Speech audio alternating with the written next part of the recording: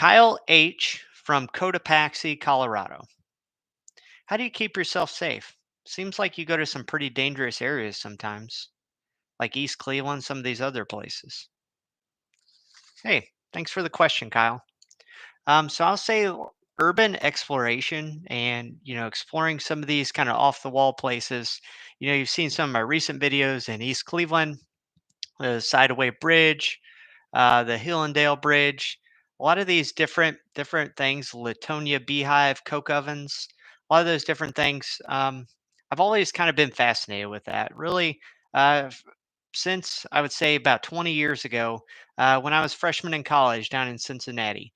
I met up with some guys and we found out about the Cincinnati subway, the abandoned Cincinnati subway. In the 1920s, they started to build a subway underneath Cincinnati. That subway was abandoned in the Great Depression and never completed, but there's like 6 miles of subway and train stations completely sealed up that you can get into. There's also it was retrofitted eventually for like a bomb shelter during the Cold War. And if you can find the way into it, you can see all those things down there. It was pretty fascinating. And, after that, it kind of made me wonder what else is out there. It's always kind of almost like looking into a time machine, fascinated by some of the stuff from the past you can take a look at. When I was in college, I'd also go into some other neighborhoods. At the time, Over-the-Rhine, OTR, was actually a pretty dangerous place. Um, not like it is today, where it's all like craft brews and fancy restaurants and bars.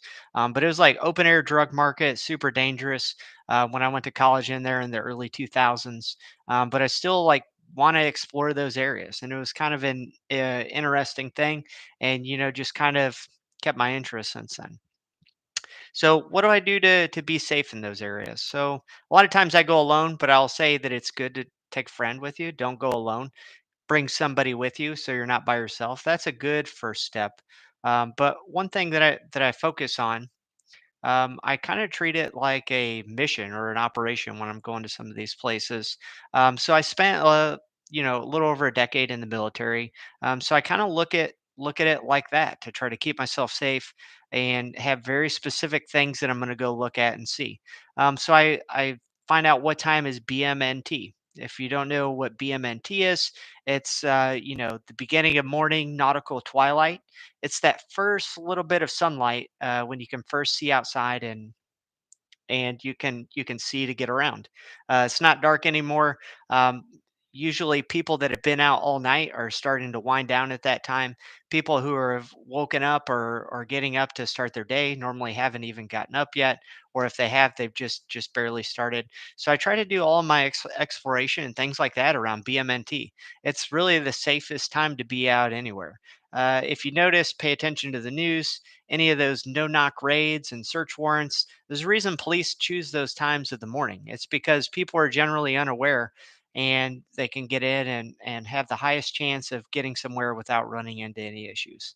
You start doing stuff if you want to see when crimes and dangerous things happen, you always see it's like 2, 3 o'clock in the morning or after 10 o'clock at night. That's probably the most dangerous time to be out. But BMNT, you're not really encountering very many people out there. It's generally pretty quiet, the quietest time that you're going to find in a neighborhood, and you minimize the amount or the chance that you're going to run into any issues. Also, plan my route ahead of time. I use Google Maps. I figure out where exactly I want to go, things I want to see. I plan out where I'm going to park, make sure I can park somewhere that's far enough away, but not too far, but somewhere where I'm going to be comfortable leaving my car. And when I plan my route, I keep moving. I don't loiter in some of these areas. I check them out. I get footage, video, see what I want to see, and then keep moving. So I move pretty fast. I see exactly what I want to see, and then I get out there and keep going. If something feels off, don't be afraid to back out. It's okay to change your mind, say, all right, I'm going to check this out on another day, or I'm going to go get my friend and then come back later. If it doesn't seem right, that's fine to trust your instincts there. I normally fly a solo myself. I move pretty fast, move faster alone, to quote Chuck Norris in any number of 80s movies. But bring someone with you if it helps you feel better. Also, focus on controlling like the space and distance around you. So don't get in any sort of alleyways where you're blocked in. Don't go in any buildings where you don't have an egress route. Even if you're going to go in a parking lot, make sure you always kind of keep your head on a swivel and you know how that you can get out at the end of a street or a cut through general on a bicycle. That's pretty easy. Don't let anybody grab a hold of your bicycle or get close enough where they could grab your handlebars where you can't move. Control your space and distance around you. So with that, it involves like not going into buildings, even though it can be kind of tempting. You can come around a corner in a building and be on top of somebody that you don't want to be on. So it makes it difficult to control your space if you're exploring these areas in abandoned buildings. So I don't go into those buildings. I explore. If I can ride through, I will, and then just kind of keep my distance. So, like I was saying, looking at it like the military, treating it like an operation. If they're going to clear any rooms, if you're doing any building clearing or room clearing, they at a minimum have 3 to 1 odds to do that. It takes one defender for every three people to go in to a building. So, thinking of those odds, there's no one person room clearing. There's no one person building clearing. So, if you're not in a big group of people, I would avoid it. I also say good morning to everybody when I'm out there. You don't see a lot of people early in the morning, and you can really scare people if you're coming through fast on a bike. Not something I want to do. So I say good morning to alert them to my presence, and then also let them know that I see them.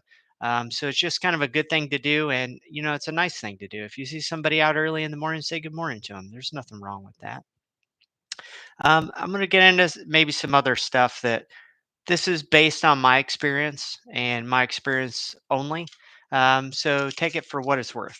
So I would say realize that you're on your own when you're out there. Like the police are not going to help you if you go in some of these like bad neighborhoods or places that you're not really supposed to be. Best case, they're going to be annoyed that you're there. Worst case, they're going to be hostile towards you. They may even give you a hard time.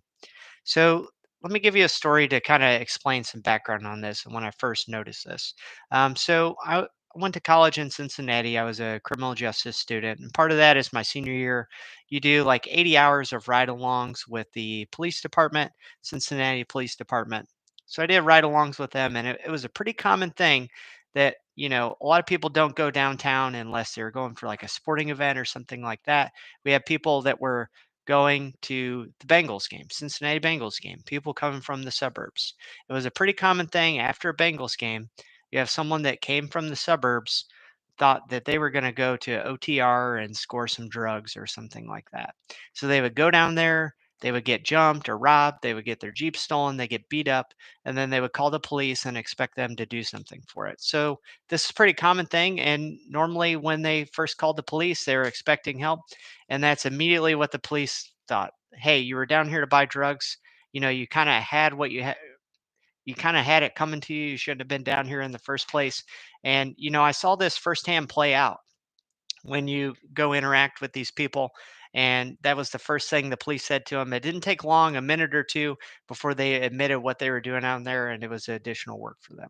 So, you stand out if you don't live in these areas, in these neighborhoods. People are going to realize that you don't belong around there. And they're going to, look at you suspiciously. They're going to think, hey, this guy's down here to cause trouble. He's down here to buy drugs or do something else illegal. So keep that in mind. They're not going to look at you like you're just some guy on a bicycle or a YouTuber or something like that. They're going to be like, "Why are you down here?" And most of your explanations, they're probably not going to believe you. So keep that in mind. Best case, they're going to be annoyed you're down there, and they're saying, you ain't from around there. So it goes into the same thing like talking about like defending yourself or something like that. Absolutely a last resort. If you can get away, get away. Avoid any confrontation possible. Because the same thing I was saying about the police being skeptical. Why are you even down here? If you do, forbid you do have to defend yourself from somebody there. It's pretty easy for a prosecutor or anybody to paint the picture like, hey, you were down here just looking for trouble. You shouldn't have been here in the first place. And I think we all know how it turns out on the news. Um, you know, Whoever it is, their whole family comes out and talks about what a great person they were. So just keep that in mind. At the end of the day, it's still better to be judged by 12 than carried by 6. But keep in mind that you're going to have an uphill battle trying to explain why you're there and kind of what you're even doing there. So let me show you what I carry with me. Actually, this is kind of it's a Hill People Gear chest rig. It's from there's a company out in Colorado makes these, and it's has MOLLE attachments. You can put what you want. I've got a multi tool on here. It carries a lot of the things that I need. This is just a pretty basic Gerber multi tool here. I've also got a flashlight that I carry here, and pretty basic stuff. It also makes it look like, when you come riding through with a GoPro and a chest rig on, that's also something that is not commonly seen in these neighborhoods. If there is somebody nefarious, they may give you a double look and be like, is that a cop or what's going on? They're probably not going to mess with you, but it's going to draw attention, and I've noticed that. Um, and like I was saying, I want to get in there and get out quickly, get whatever footage I need to, but also keeping myself safe. So the things that I keep here to keep myself safe, normally I'll carry a tourniquet with me, and then I have this quick clot combat gauze or dressing. It's actually if you know something serious did happen, you had say, and this emergency bandage here. If something did happen, you got shot or stabbed or had you got hit by a car, any sort of massive injury, you can treat something like that and prevent you from bleeding out, so you can get out of the area and get somewhere safer.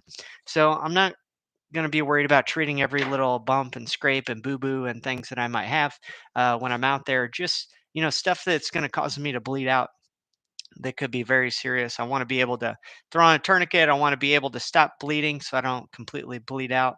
But I'm not going to worry about that. I'm going to worry about the other stuff when I get back to my vehicle and then get out of there. So some people say this is overkill. I mean, you're not going in a combat zone. You're just going in a neighborhood that may have seen better days. Even a gang area. It's not like there's like trained fighters or militia or dangerous things like that. Some people will say it's overkill, but I mean, it doesn't really weigh anything. I can just carry that with me. It gives me a little bit extra peace of mind.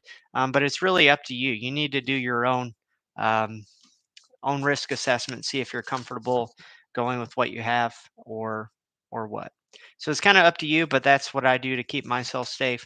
And thanks for the question, Kyle. It's a good question. But ultimately, it's going to come up to what you're comfortable with and in what areas you are.